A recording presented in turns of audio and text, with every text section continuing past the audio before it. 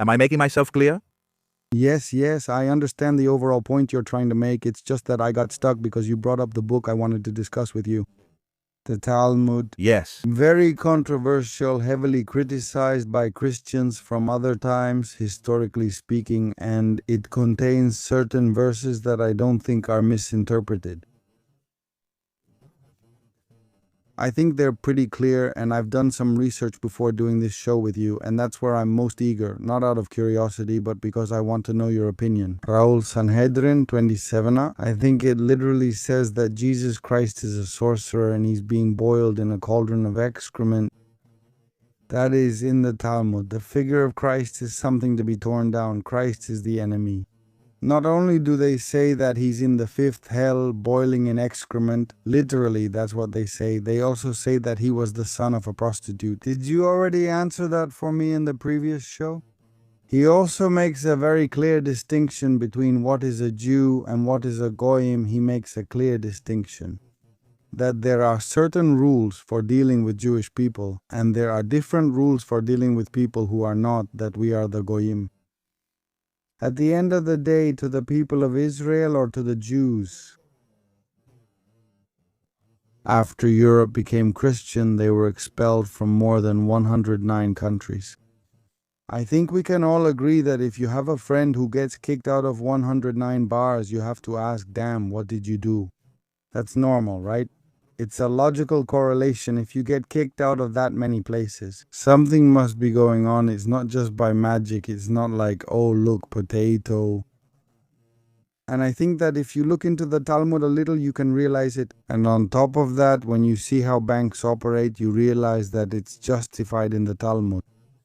And we all know who controls the banks. That's not a lie either.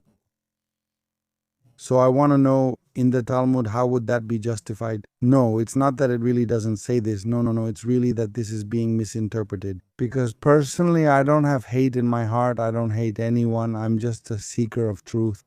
I try to see the root of certain problems, and looking at the modern dynamics, for me, what's the main problem? I'm risking a lot with this channel. Having said that, I don't trust any politician, because no politician attacks the root of the problem, and the root of the problem is money. Fiat, central banks, and the Federal Reserve of the United States of America, with the petrodollar that's backed by smoke and nothing. Until someone dared to talk about this, Kennedy. Do we know how long he lasted? So seeing who controls the banks? Looking at several quotes from the Talmud, one wonders to what extent they have a supremacist philosophy of life.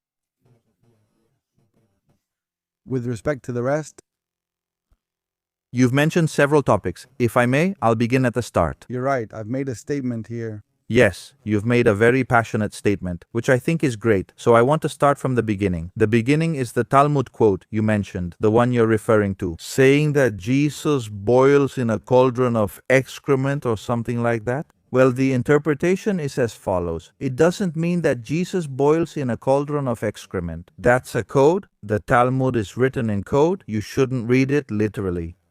In the Kabbalah we know, and if you don't know, I'll explain it briefly. There are 4 levels of reading. The first level is called PSAT, which means the literal level. The literal level is the story, what you referred to, what the quote literally says. Well, that only has one function, to serve as a vessel for the secret it contains. But it is not the information itself, it is the vessel.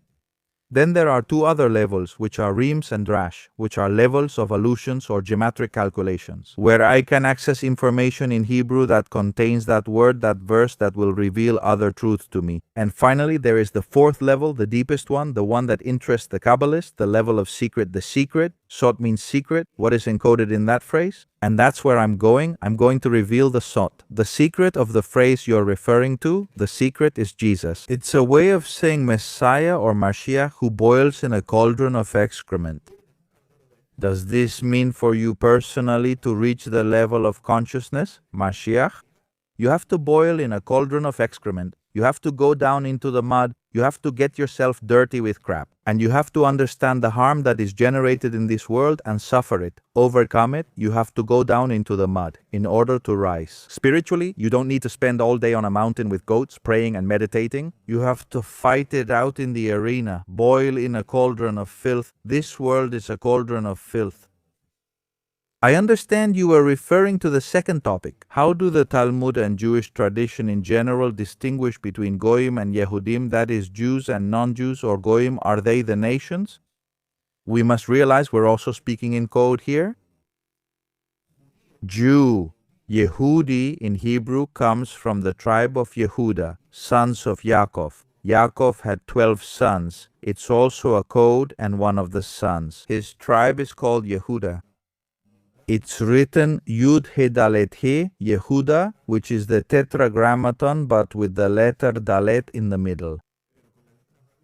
The tetragrammaton, Yud He Vav He, is the well-known name of God found in every synagogue, which is actually a way of naming the soul, because just like God, the source and the soul have the same quality, because the soul is integrated into God. So, it's enough to write that code to understand that it refers to the same thing, but at different levels of fractality.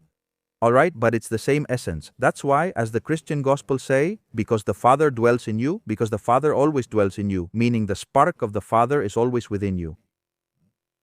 Why do they distinguish between Jews and non-Jews? Because actually the word Jew refers to someone who opens the door to the Creator. That's literally what Jew means. Jew means someone who opens their heart to the Creator. Now, with this definition, tell me, who is a Jew and who is not a Jew? That's actually a question I want to ask you, Raúl. To what extent is there a difference between your worldview and how many people can't reach it, or how many people from this religion might end up misunderstanding? That's the point, because at the end of the day, you give me yourself, right? The secret of the sore of Jesus is boiling in a cauldron of excrement. Okay? You interpret it that way. It's even a way that presents Jesus as a Messiah. It's an especially elevated way to interpret it. Right? And I'm not saying that way is either correct or incorrect. What I'm saying is, to what extent is the interpretation or that secret or that sore interpreted by the Jews? That's the point. Okay, so there I tell you, but now we're talking about the Jews, about the Jewish religion. No.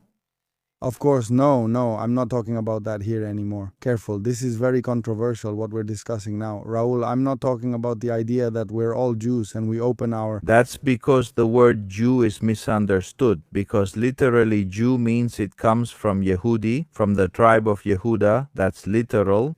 Yeah, well, that's not what we're talking about. But what happens is that, like everything, it has a mystical background. It's referring to your soul. It's referring to how you open your soul to the Creator. I understand. And to the Creator taking control of your life. And that you are not the one who controls your life, but instead you give it to the Creator, so that the Creator, through you, can carry out the events He has planned for you. And there is no resistance, there is flow. Very tough tests may come, but Abraham also faced 10 extremely difficult tests, and he is a great patriarch of humanity. You understand? I mean, we are not exempt from tough tests, but we have emunah, with the faith that what is happening to me is for my learning and in the end, for my own good. What's the difference between a Jew and a non-Jew? Is it what I just told you? What do goy or goyim mean? It refers to anyone who is not Jewish. Someone who doesn't open their heart to the Creator, doesn't consider Him in life, and leaves Him aside. The Creator, in turn, is very polite and respectful. He doesn't interfere because you have free will to do as you wish, which He gave you. Yes, but I understand that there are many people who have this interpretation, but do you admit to me that there are just as many who simply say goyim? It's anyone who isn't clear. On a level, let's say, geopolitical or geographical level. That's the last topic we're going to cover. Okay, but for me this topic is irrelevant. Why? Because what's important to me is realizing the spiritual depth that analyzing situations or verses from the Talmud or the Torah can lead you to, which help you progress spiritually. What you see on the outside, like a war, or an apparent external war, or a battle, or a dialectic. In reality, it's just a reflection of the battle you have within yourself, and that inner battle is named. It's also called the War of Gog and Magog. It's not an external war, it's an internal war between your good inclination and your bad inclination. And it's the constant battle we have within ourselves.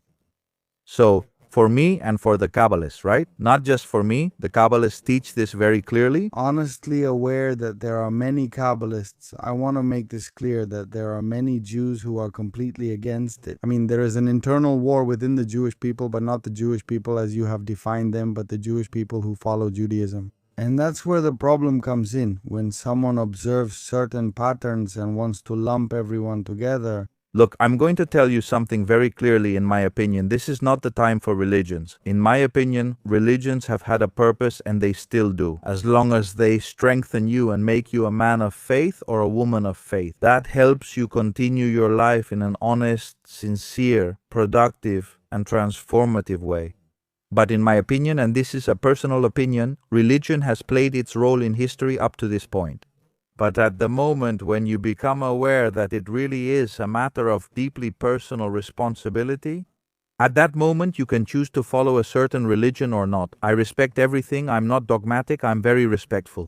No, I don't know. Raúl, With the belief of the... I tell everyone that, well, even if it seems like I'm confronting you right now, you're my friend. Okay? And I value you a lot as a person, plus you have incredible honesty when you speak. The thing is, it's true that I and many others, having an expert in that field, are starting to have a series of doubts about certain topics.